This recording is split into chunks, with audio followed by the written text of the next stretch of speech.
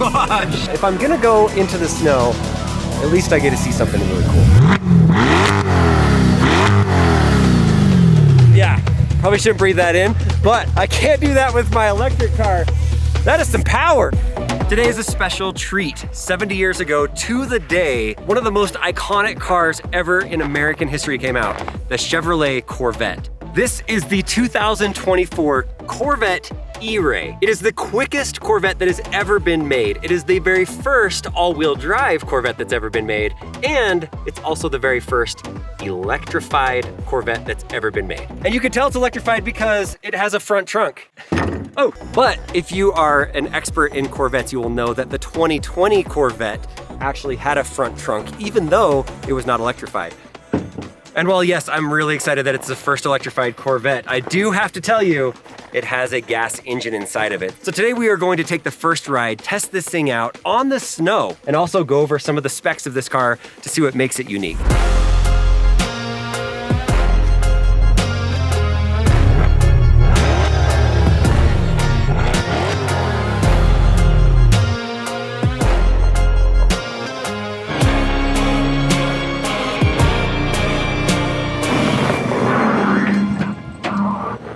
The only thing here today that's faster than this car are Zach's fancy shoes.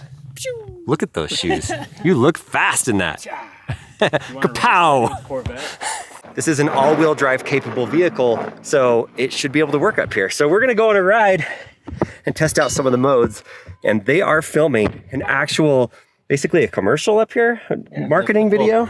We're filming for this release. The Corvette E-Ray is not an all-electric vehicle. It is a hybrid, so it does have electric, but it also has a very powerful gas engine also. Right now we are going into stealth mode, which you can go up to 45 miles an hour. Right now all you hear is Zach's drone out there. We're driving in a very powerful car, and the windows are rolled down right now, and it's silent. So at any point when you're in stealth mode, if you go past 30% pedal at any moment, then the gas powered part of it is going to kick in and get going really fast. So, all right, we're driving in the snow. I'm gonna roll up my window. Yep. How much power does this thing have? Like, what's the horsepower?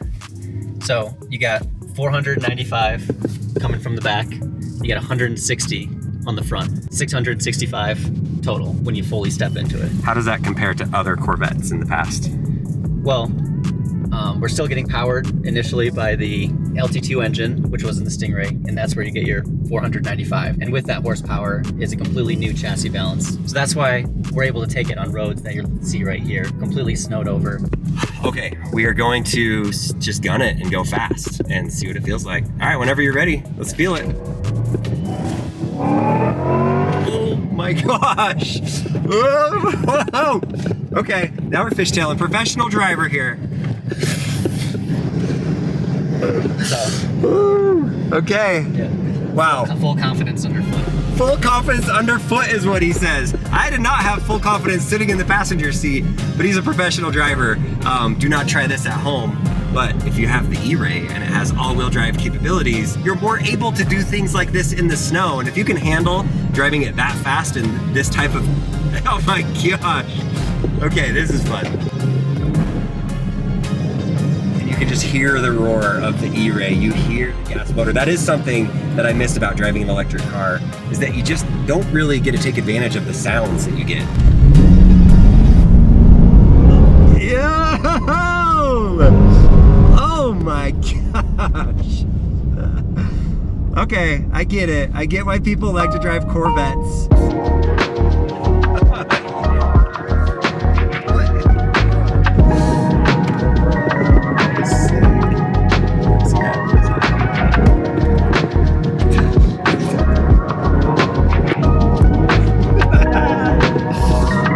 I get to drive in the Corvette E-Ray, one of the first people to ever drive it, up in the mountains, in the snow. I'm okay that I'm not driving it because he is killing it. Interior, I will tell you, there are air-cooled seats. I can feel it. It feels amazing even through my jacket and my warm winter shirt. Okay, I'm hopping out of this car. Oh my gosh. How did it look? So good. Really? I almost hit like 50 trees, but that's worth the shot. Battery inside of this is not super huge. It's 1.9 kilowatts. You don't have to plug it in and charge it. It fully regens off of the front motor. But right now, I am in stealth mode. You can drive up to 45 miles an hour in stealth mode. And all you hear right now are the tires and my feet as I run to catch up to it. Listen to that. That really is quiet. It's silent, which is interesting because the motor is massive and it has a deep growl when you actually use the gas side of the engine. And so the stealth mode is kind of tricky. It's like the car's not even on and you're just sneaky. Now the car is super silent right now, but there are laws about electric cars. They can't just be incredibly silent all the time. When the Chevy Corvette E-Ray is out on the market and people are buying them, there will be a noise that will come out of the front, probably a speaker that just emits probably like a low growl because it sounds tough like the engine does when the gas motor is going. But right now, this one that we have doesn't have that noise enabled. So imagine that in your minds. Yes, it's stealth-like, it's quiet, it's electric when you're going under 45 in stealth mode, but there will be a noise emitted from the front. When you have a car with that much horsepower and that much torque, one important thing is you have to have really good brakes. This has carbon ceramic brakes on the front and the back. And if you don't have that in a really fast car, then the brakes are going to heat up. You're not gonna have the stopping power that you need and it becomes incredibly dangerous. And the wheels in the rear are super wide. They're around 13 inches wide. Zach has his Rivian truck over there and his wheelbase is not as wide as the Corvette. How do you feel about that, Zach? Wheelbase or wheel width? My wheels are not as wide as the Corvette. They are not. It has more traction than I do. Right now, check it out. These guys are putting these big old grips on here to hold some giant cameras on here to cruise through the snow. Oh man. When you get inside of the Corvette E-Ray, it honestly feels like you're in the cockpit of a fighter jet. Now the battery is only 1.9 kilowatts. It's not like you plug it in. You do fill this up with gas, and that's the primary use of this car is to have the gas. But the nice thing is gasoline is really good on the high end if you want to get high speeds, if you want to feel the car and hear the noise of it. But the electric side of a fast car is important also because it makes you quick. And this is the quickest Corvette that they have ever made. The 0 to 60 should be around 2.5 seconds inside of this. And you also get to feel the power and hear it. So on the low end, you can be really, really quick. And on the high end, you can be really fast and strong. In the back is the gas motor. So it really is only a two-seater with the trunk being the front trunk. So there's not really a back trunk.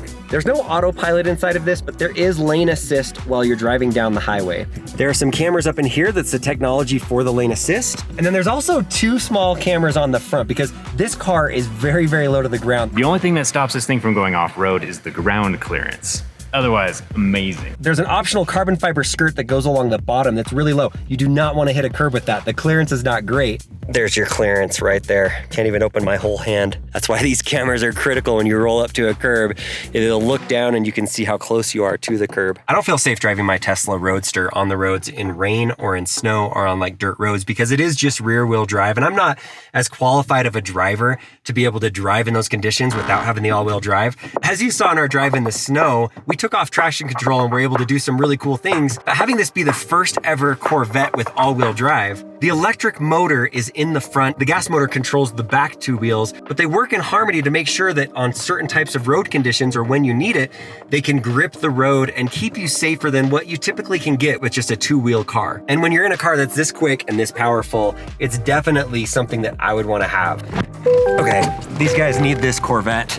Enough of me sitting in here. They are finished up with all of the camera work that needs to be going on there, and they're going to go out as the sun is setting and get some amazing shots with a truck following it. So Zach went really in depth with a lot of the specs of the vehicle that I didn't cover. So make sure you check out Zach's video. We'll link it right here. One thing I have not mentioned in my video that I think is super interesting. So this back window is actually super small and there's a camera at the very top of it that's connected to the rear view mirror. So you're not actually looking through two panes of glass on your way out. You're looking at a camera.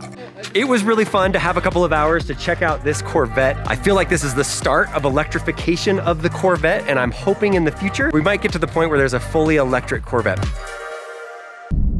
Oh, Zach. Oh, that was close. Yeah. This is a professional driver on a closed course, and I'm a professional flyer. Never mind. This feels nice. I am in stealth mode. Growl.